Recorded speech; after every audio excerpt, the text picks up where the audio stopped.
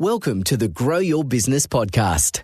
Listen in as we discuss all things business, growth and marketing with business owners, thought leaders and entrepreneurs. And now, here's your host, founder of Roundhouse, the creative agency, Saul Edmonds. Hi everyone and welcome to the Grow Your Business podcast. Today I am speaking with Dr. Adam Fraser around the topic, top hacks to succeeding in the hybrid work environment. Adam, how are you going today? I am very good. Thank you very much. Excited to be here and to have a chat. Yeah, likewise. It's a as I'm sure many people even seeing the topic would realize it's fairly topical at the moment, of course. Yes, it's kind of an overstatement, isn't it? Now. Yeah, it's a bit of an overstatement. It's huge. Yeah, I mean it's not too far from saying like it's probably one of the best times to be speaking about something like this. Yeah, it's interesting that a number of years ago we did this research on the third space and how we transition not only from work to home, but also the micro transitions of our day. So one meeting to another. So we've had that research out for quite a while. And the reason we've re-released the book, The Third Space, is because the commute disappeared. So we started to do research on how do we transition from work to home when they're in the same space. So I know, right? Yeah. I mean, I'm reading a little bit, not having known you before or having had a look at any of your work and having like a fairly good look at what you've been talking about with the third space, and especially the new addition to that book. I find it really fascinating with what we talk about, that we can dive into a little bit more about the idea of spaces and the sort of the spaces within them, those transitions. That's like something that really sort of captured my imagination. But before, I guess, we get into all of that, if you'd like to, for everybody listening who has no idea of who you are, if you'd like to give everyone, I guess, an overview of who you are, just a brief introductory history to give them a bit of sort of context, that'd be great. My undergraduate was in biomedical science, which is a blend of psychology and physiology, and then did a stint working with Olympic athletes around performance. Came back, did a PhD looking at how lifestyle affects our well-being as well as our happiness.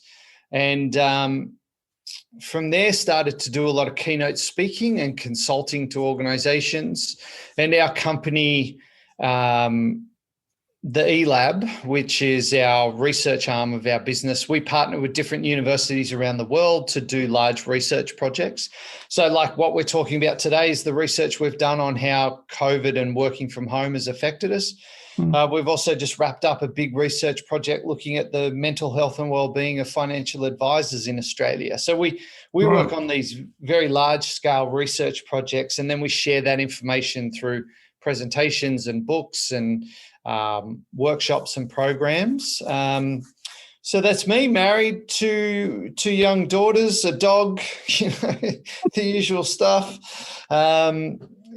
So I spend my time in those three areas, either presenting, doing research, or working on large scale interventions. Yeah, great. I mean, I have to say too, I noted on your website, I think it's on the homepage, it says in the last 8 years, you've delivered more than 1,200 presentations to over 300,000 people in Australia, New Zealand, and Asia. So that's no mean feat. That's epic. Yeah, I mean, that's pretty amazing. 120 to 140 presentations a year for the last 15 years. Is that right? Wow. Yeah. So that would keep you quite busy, Adam.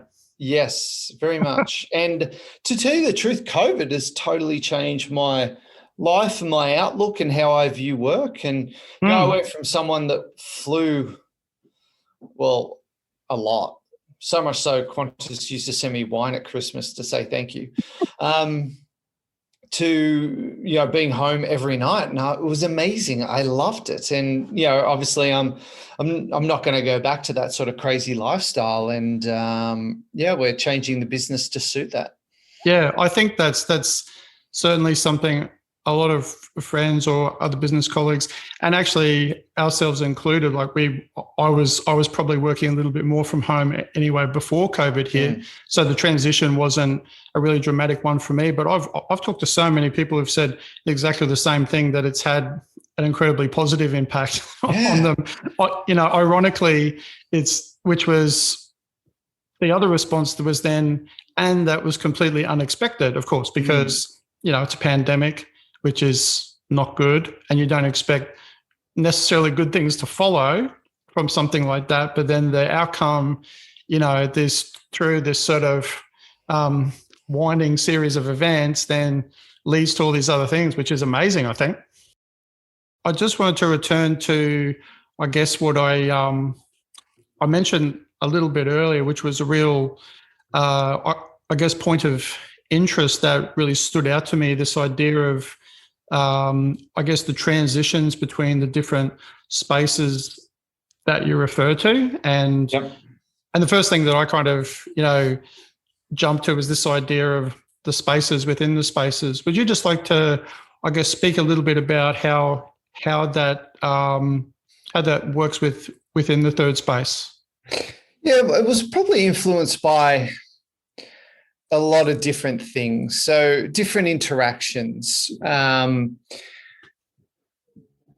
with soldiers, talking about how moving from the space of being a soldier, then coming home was the hardest thing that they did. Business people talking about the capacity to rapidly transition between one meeting to another. Even when I worked in sport, people in sport talked about the fact that the champions manage the gaps, and the gaps are that sort of transitional space in between points. So if you're a tennis player, how do you go from one point to another where you leave the disappointment of the previous point behind, but get your head right for the next point? So what it all translated into is that we basically just move between spaces. So the first space is what you're doing now. Second space, what you're about to do. So if I think about my day, I've gone from being a dad in the morning, trying to get my kids out of the house, which is no easy feat. Then I come in, I did an interview on the radio, then I had a sales call, then I did a presentation, then I went to the gym, now I'm talking to you, now I'm about to go home. So what it is just that the third space is that transitional gap in between. It's kind of the micro space in between what you do.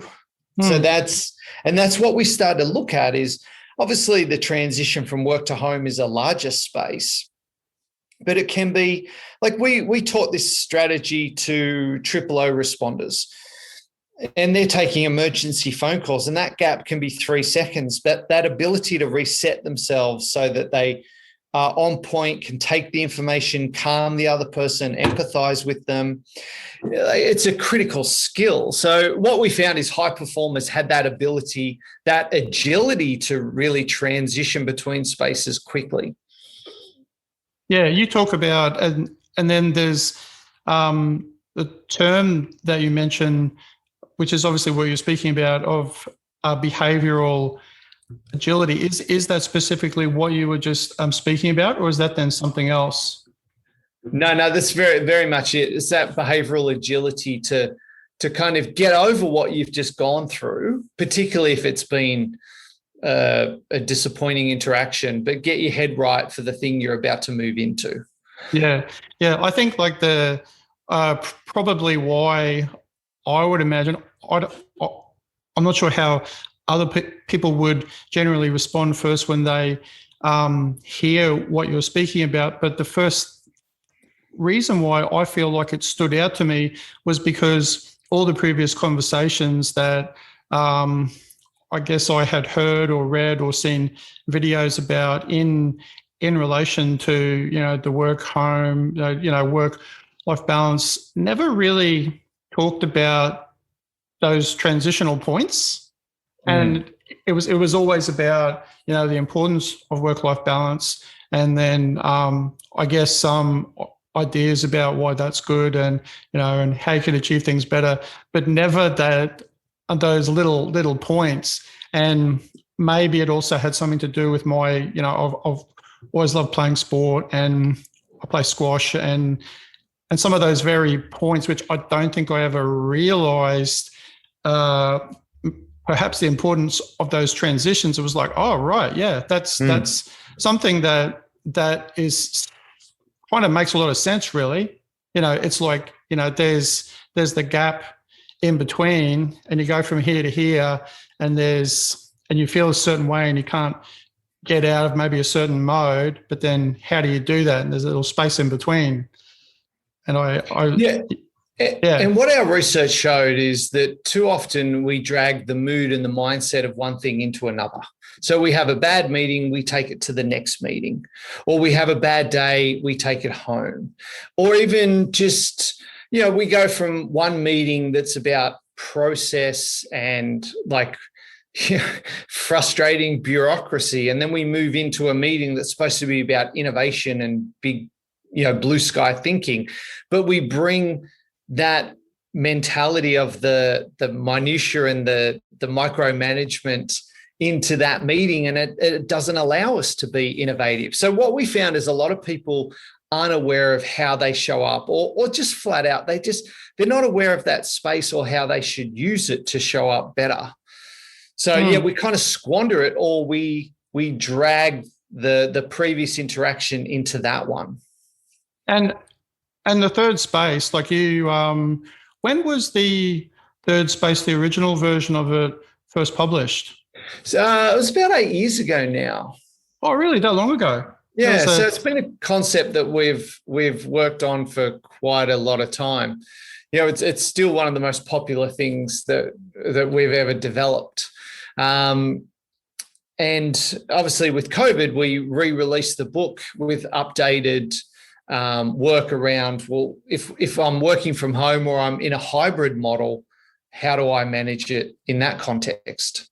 Yeah, and I guess that hybrid model too, like is it true to say that the hybrid model has become something that has been utilised more because of COVID? Look, obviously we had to transition home, and I think our ability to do that was extraordinary. Most organizations had their entire workforce working out of their home. And if you went into the average organization and said, all right, we're going to move everyone home, you go, all right, let's give us 18 months to plan that out. Yeah, I know. We did it in a week, and we did it well. But now that people have had the taste of working from home, I just don't think we're going to go back, because what all the data shows is that we've maintained our productivity. Like, we've still got stuff done, we've delivered, so we can work from home. And our research shows the majority of people said that they won't go back to full-time working out of the office, that it is going to be a hybrid model. But here's a very important part of our research, is that what we showed is that over 2020 and into this year, that people have felt that they've stayed in touch with their team well. They've still communicated, they've had interactions virtually, and they've managed their workflow well. But what has increased over the year is a feeling of disconnection from their colleagues. So they feel disconnected and isolated, and that's increased. So what we need is, I think, moving forward, we still need people to come back to the office, because they've got to connect and have a visceral experience and be in the same room as other people. But they don't have to do that full time. And I think hybrid is going to be the way forward. Yeah. Is a hybrid, say, this is just a thought, because this is something that we do in our own business. We've got, I guess, our own version of a hybrid model. But have you experienced that, say, different variations on that, where if somebody has is really primarily working from home, and everyone else in the team is also working from home, but the hybrid model might then mean that they meet up, a certain amount of times per week still? Yeah. Yeah, definitely. And it's just that, I mean, some organizations have been doing this for years. Microsoft in the US had activity-based working, and other organizations have done it where work's something you do, not a place you go. So people were allowed to work from wherever they wanted. Their only stipulation was you have to come in once a week for your weekly team meeting. But yeah, I think very much we're going to see all sorts of variations of it, whether it's 80% in the office, 20% at home, or any variation of that. Yeah, I see that you had. There's one of the statistics too that I was reading in relation to all this that you had 64% of people said that from working from home, they're thinking about work more in their personal time, and that's and there was a couple of other ones too. But if could you just, I guess, elaborate on that a little bit more, and then how, like as a result of those sort of statistics, are there particular strategies or things that you obviously elaborate more in the third space, but just a little bit more insight in how to address those sort of things?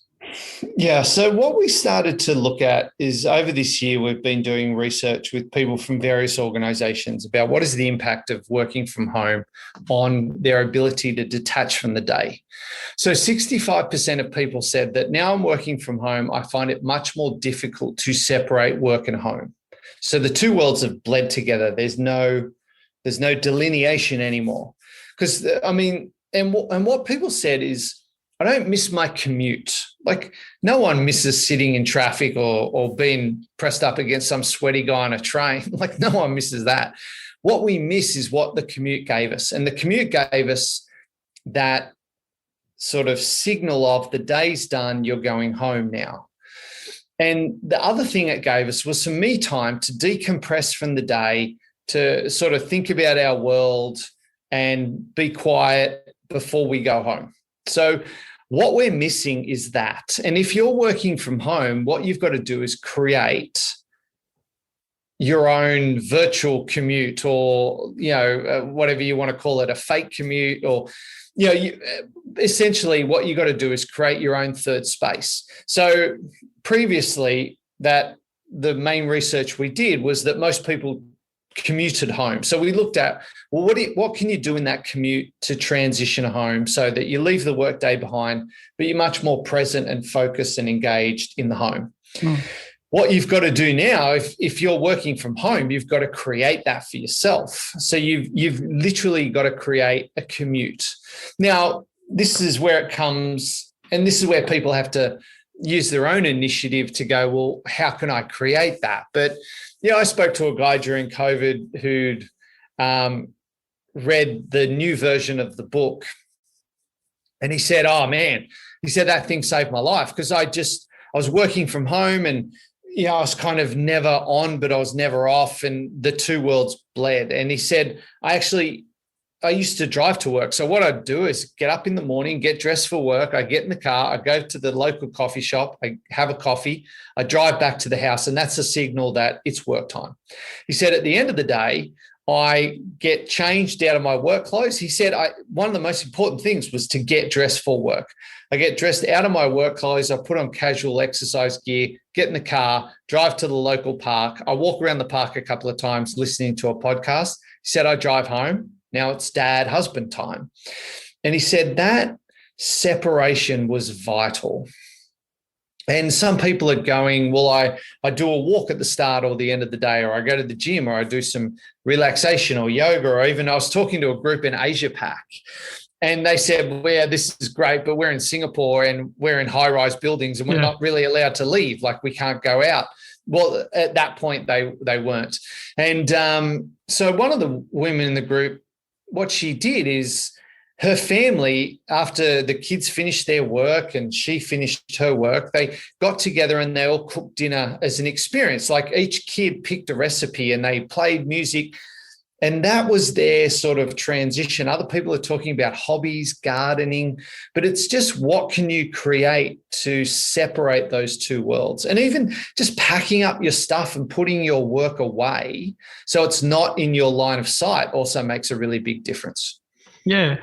I have to wonder too, just with you saying about, people with, say, hobbies or new things that are then used, I guess, to establish a routine again, because I suppose one of the things too, I think anyway, when I think of what makes, like you were saying before, what makes a day easier to separate than work from home and then be able to relax better is having a specific routine. You've got those different spaces within it. So I have to wonder too, because we, like a lot of people have been doing the same. We've been returning to do some new or some more of existing hobbies and things that we always like. But I have to wonder, and I'll be really interested to hear your thoughts on this as to whether that is not only just as a result of being at home more, but because of maybe like an innate need then to have more routine. Yeah. And so therefore you go, I want, it's obviously enjoyable, and you're at home more. So but is that also maybe a part of that, just a way to sort of establish a routine, like a subconscious, in a way to create it for yourself again? Yeah, routines are critical for us. One of the things, if you look at retirement for athletes and retirement for workers is devastating. They really struggle with it. And one of the things, if you look at the retirement research they talk about, is a lack of routine. So athletes said, I loved that my day had structure, and now that I've retired, that structure's gone. Same with people who retire from work. So what we found is when people were working from home, there was a lack of routine. And putting structure in place is very, very important for people. Now, if we want to go deep on this concept, myself and Deakin University, we studied, what makes the best transition possible? And this initial research was done in the commute from work to home. So there's 3 phases that you want to do in a good transition. The first phase is called reflect.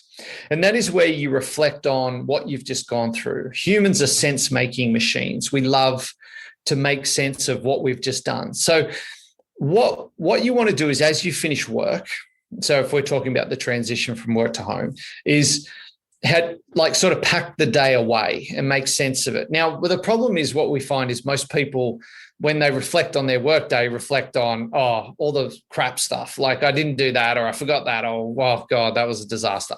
So what we got people to do instead was to reflect on, well, what went well today? What did I achieve? What did I get done? How did I improve? And what that does is gives them a burst of happiness and makes them more optimistic. That's the first phase. The second phase is called rest. And all it means is do something that makes you mindful and present. Could be exercise, could be listening to a podcast, it could be reading a book, relaxation. But it's anything that just starts to calm the brain down, because our workday is so chaotic. Our brain starts to really speed up and it gets used to that pace. So it's about calming the brain. And then the third thing, the last phase is called reset. And this is where we think about what we're wanting to achieve in the next space. Like, how do we want to show up? What sort of impact do we have? What's our intention? And so we got people to practice these 3 steps between work and home for a month, and we saw a 43% improvement in mood in the home.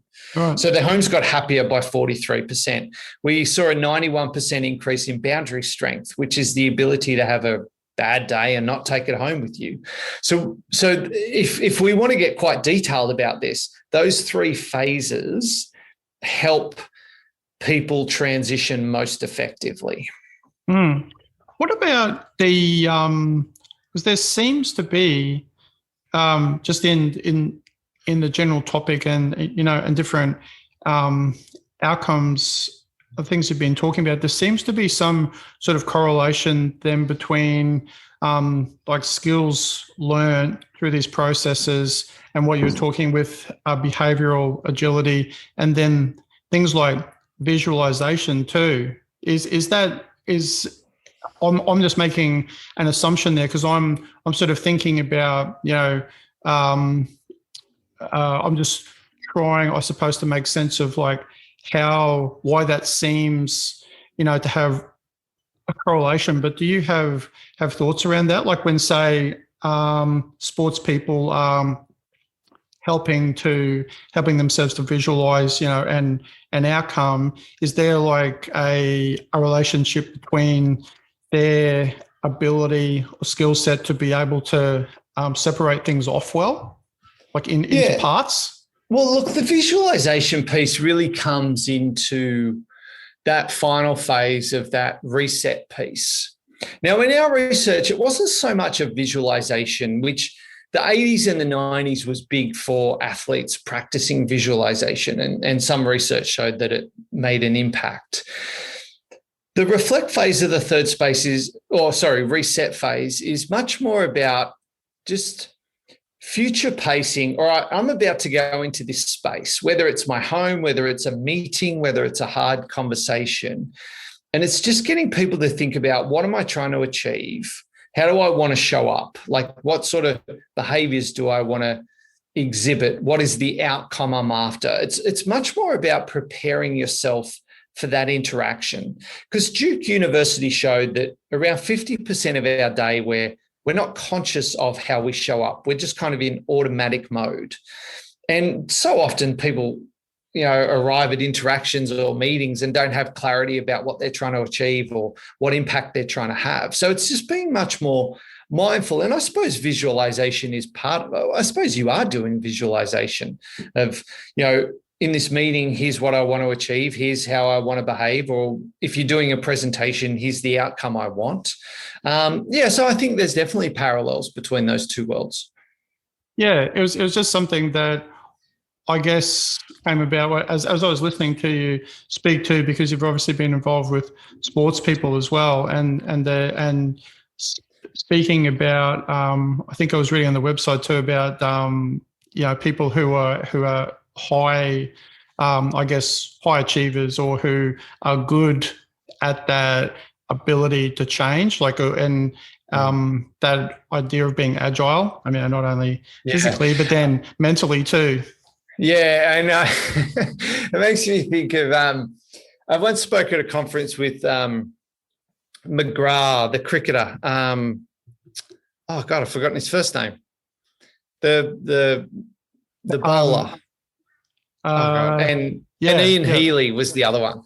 So, I can't remember. Glenn McGrath, that's it. Glenn, yeah. So I spoke to them at different conferences, and they saw me present the third space, and each of them came up to me afterwards and went, "Oh, do you know who's the best at that? Warnie."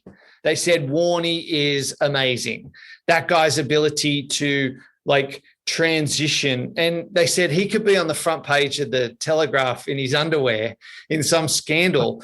And they said when he walked through those gates onto that field, it's like it never happened. His ability to just drop himself into the present moment and perform was amazing. Yeah. But also they said his ability to handle pressure. Too often, as we move into the next space, if we're under pressure, we tend to fall apart. And I think it was Ian Healy said this to us. He said, we could be in the worst position and the players would literally say to each other, yeah, but we've got Warnie. They always had hope if he was on the field. His ability to deliver when under pressure was amazing. Maybe not so great in his personal life. Yeah, different sorts of flexibility, I suppose. Hey, yeah. But that's an interesting point too, because I just made this sort of funny correlation in my mind. I like playing squash, and I look at a lot of squash online, and I look at a lot of the pro players playing, and then you see occasionally I've looked at different documentaries when they're talking socially, when they're not on the court and they're playing.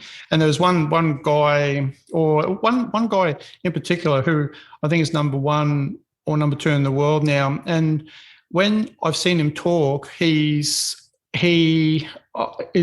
was sort of hard to quantify why I felt this, but off the court, he's just talking is very relaxed and seemingly a completely different person to when I see him playing. He even looks like a completely different person. And my assumption has always been, it just sort of made a bit more of a link there between it, is that I know mentally as a player, just judging by watching games, he's got a sort of uncanny ability like those really high performers do, to even when they're very down, to somehow actually end up winning. Like even when they're, in many other people would be completely down, he seems to be able to flick the switch, and you can almost see it visually happen, like in his face. And that's very different to then seeing him talking. Is obviously my assumption there is that, when he goes onto the court, he's able to, be in a different space very effectively and very quickly. Yeah. Look, I went and saw a lecture by a guy called Jim Lure, who wrote a book called The Power of Full Engagement. And what he talked about is, if you look at the top 100 male tennis players, he said they're identical. They all hit the ball as hard. They run as fast as each other. They're as accurate, as agile as each other. He said, but what separates the elite players is not what they do during the point, but what they do in between the points. And what he showed is the elite players could lose a point and get over it really fast. Like they don't take it into the next point. They drop the baggage and move on, whereas the lower ranked players carry that with them. He said they use that gap in between points to relax, like their heart rate drops more, their blood pressure. They actually use that space to conserve energy, which obviously in a 5-set match, that makes a difference. And the last thing is, as they move into that next space, all they think about is that moment in time. They're completely present. So Jim's thing was, it's not what they do during the point, but it's what they do in between the points that really separates them. Yeah, once again, the spaces within the spaces, hey? Yeah, very much. Yeah. There was a couple of different training things that I have watched relating to squash that actually analyzes what some of those things are in the squash context, about some people's cues, like physical cues that they give themselves to help them do that, involve, just a few deep breaths. They involve bouncing the ball always the same amount of times in between serving. And then when you watch it, it's like, wow, that's actually really amazing. Like you don't notice it unless you're looking for it, but they have visual cues that give them, that almost switch a psychological trigger for them that go, this means I've got to relax. And then it works because they've trained themselves to do that. And then they're able to. And most athletes have that routine. I remember having a conversation with Kerry Potthast, who won a gold medal in beach volleyball. She talked about that you choke in between the points. Like that's where you do your head in, when you've got time to think. And she talked about the routine that she did. Even, what's Nadal, the tennis player who's got OCD, talks about, like, he bounces that ball that many times because he's slowing his heart rate down and he's waiting for his body to get to a point of relaxation before he serves. Right. So, it's a routine in that third space is so important for athletes. Yeah. Yeah, it's amazing, isn't it? And you can see that, I could see other things that we've already been discussing about, different things for people to be able to effectively transition from one space to another one. Like the importance of that, like, seems to be, it's sort of been highlighted to me. I'm speaking to you that, just how important that is. And even if you think about people working at home doing back-to-back Zoom meetings, like just taking that couple of moments before they go into the next virtual meeting to just kind of reset themselves, to focus on what they want to achieve, to take a moment to relax and calm their brain. It's only small moments, but they make colossal impacts. Yeah, definitely. I was interested also I had a brief look at the Flourish movement. Also, I mean, it was obviously related a bit to what we're talking about, but I'd just be interested if you'd like to explain a little bit about what that is. Yeah, the Flourish movement was, we were approached by a group of school principals on the South Coast about 5 years ago now. And what they were talking about was how the job of a school principal had become more complex and it was really having an impact on their well-being. And so we started to research the job and study it. We pulled it apart, got them to do diary studies and interviews and surveys. And from that, we co-designed with the principals an intervention to address their well-being, their effectiveness, their resilience, their ability to cope with, like, it is a tough job. Mm. So we've been running it for the last 5 years. Nationally, over 1,000 principals have been through this program. It's got extraordinary results in terms of improving well-being and effectiveness and enjoyment of the role. It's vital. It's probably, I think it's one of the most fulfilling things I've ever done. Wow, really? Yeah. I've been involved a little bit in education outside of our own industry, like in the creative industries, and just outside of the educational aspect of it, just being any sort of leader, can be like a really tough job. And when I saw that, I thought, wow, like I'd never sort of encountered something specific about that particular area, and I was really interested to know more, because it obviously highlights that every industry and every sector where you've got a leader of some sort, the importance of them, of what they do and their leadership and everything that flows down from that to everybody else is just so important. Yeah. And I mean, education has evolved dramatically, and rather than we're the recipients of education now, education's a service. Like we literally see ourselves as customers. And when our kids go to school, it's like, okay, I'm sending my kids here. What do I get? What do I get for my money if it's a private school? Or so for educators, it's become so much more demanding. And also our mentality has changed from, in my day, if you got bad marks, you got told, get your crap together and study harder. Whereas if you get a bad mark today, it's like, well, what did your teacher do that got you that bad results? It's not, the onus isn't on the student. It's on, how the school's failed them, rather than that kid hasn't applied themselves. So there's so much more social pressure. I mean, our access to them is greatly increased. So many principals, well, the majority have been threatened with violence or have received actual violence. And also it's the broadest job we've ever studied, meaning there's just so many aspects to it. It's a hugely challenging role, and I just don't think they get enough kudos. No, I mean, it's interesting. I mean, it could be its own topic for a podcast. I'm sure the philosophical shift of like education as a whole. Everyone's got very strong views, I suppose, on that, on like whether it's a customer based, whether that's good. I certainly have particular views on it, but or whether education is about job outcomes, or whether it's about being a better person, or a mixture of them. Who knows? But it is what it is now. But it's certainly something that when I saw that, I think everybody reading that would inherently probably know, like, it's a damn hard job, but they don't.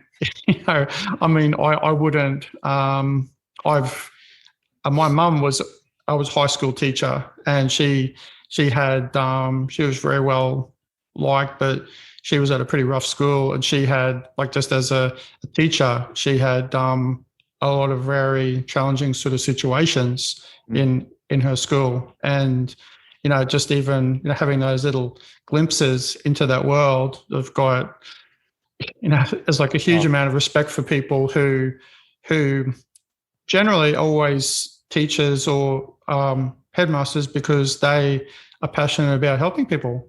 They're passionate about like educating kids. They just are. Yeah, they're incredibly dedicated, and they do a really good job. And if you look at what they achieved in COVID, it was extraordinary. Like they had a couple of weeks to make everything virtual. It was a huge challenge, but they stepped up to it, and they did it really well. Yeah, I think generally, just looking at when I reflect on what people generally have done in organizations and businesses and schools, I think everyone adapted super quick and really well. Totally. That's totally my take on it. People in Australia, I can't speak for overseas, but they certainly did here in Australia. It shows how adaptable and resilient we are. Yeah, for sure. Yeah, I mean, that's like as we get, I guess, towards the end of the podcast, and we've covered, like, it's an amazing sort of subject, and like I'll certainly be, I want to get my hands on the book too. Like I haven't, I didn't actually know about it until we started talking, and you were introduced to me too. But I'll be really interested to read it. And I guess on that point, like as we're wrapping it up, what's the best way for people listening to the podcast to find out about you, to find out about the book? Where do they go, and what do they do, Adam? Yeah, well, I mean, my website, which is dradamfraser.com, which is dradamfraser.com. That's the best place to sort of find me and resources. YouTube, we've got a number of YouTube videos on the third space. I think one of them's up to over 150,000 views or something. That's pretty good. That's pretty good. Yeah, it's an animated video that explains the concept. Oh, I saw that one actually. That's good. Yeah. Yeah, and so obviously the book goes into it in much more detail and more practical examples, but that's kind of the best way to get me. Have you got an audio book version of it? Yes, we do. So we've recorded the audio book of The Third Space, so that's available as well. That's right. Is that you speaking? Yeah, it sure is. That was me in a little booth for 4 days. Fantastic. Yeah, no. So I'll just ask you to, if you don't have one, it's okay. But have you got like some amazing inspirational quote that you'd like to provide, or someone that, or a quote that you really like that you feel is, say, relevant to what we've been speaking about that you'd like to share? Or you can make one on the spot, Adam, if you like.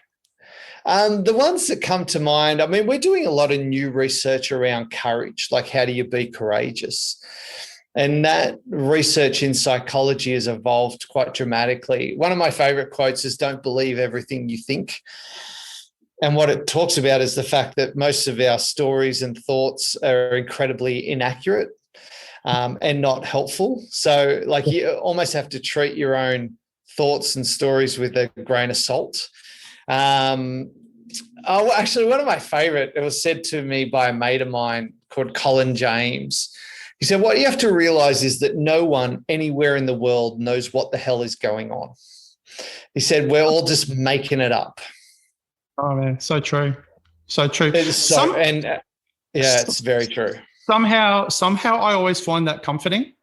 I really don't know why, but I always find that comforting because it makes me feel like everyone's just completely on the same page. Yeah, and one of the things we're doing with this new research around courage and how do we be courageous, when we run workshops, we get people to articulate like what are the real negative things they say about themselves to themselves, about their ability or their capacity to do their job. And sometimes I have like insanely senior business people in a room, and we get in a circle like we're at AA, and each person gives one, and it's always like imposter syndrome. I'm a fraud. Someone will work it out one day. Not good enough. Haven't achieved enough. And when we go around the circle, it's the exact same thing comes out for everyone. It's about like we're not good enough. We haven't done well, or someone's going to work out that we don't really know what we're doing. And it's transformative for people, because most people stand in that circle and go, oh my gosh, I thought I was the only one in this place that felt like that. That is so true. That's so true. Yeah. That's so true. And some of those people that I'm doing this activity with, their annual income is like the GDP of a small nation. Like these are senior, very experienced people, and that feeling rarely goes away. I think that's a fantastic way to finish things up. Actually, that's a great point. And I'd just like to take the time to thank you so much for sharing all of that. It's been a fantastic podcast. And have you got anything else you'd like to share, Adam? No, just I encourage people to practice and use the third space, whether they're moving from work to home or from home to work or one interaction to another, just because what we know is that it really works. Like it's an incredibly effective strategy, and it's one that you can practice and get better at. So I encourage people to go out there and try it and keep practicing it and improving it. Fantastic. So with that in mind, that's actually it for today, guys. Thanks so much for listening into our podcast yet again. Before we go, please leave your feedback as well as any suggestions for any topics you'd like us to discuss in future episodes. And thanks again for listening to the Grow Your Business podcast, and we'll see you again soon. Bye, guys. Thanks for tuning in to today's episode of Grow Your Business. Have a great day, and we'll see you next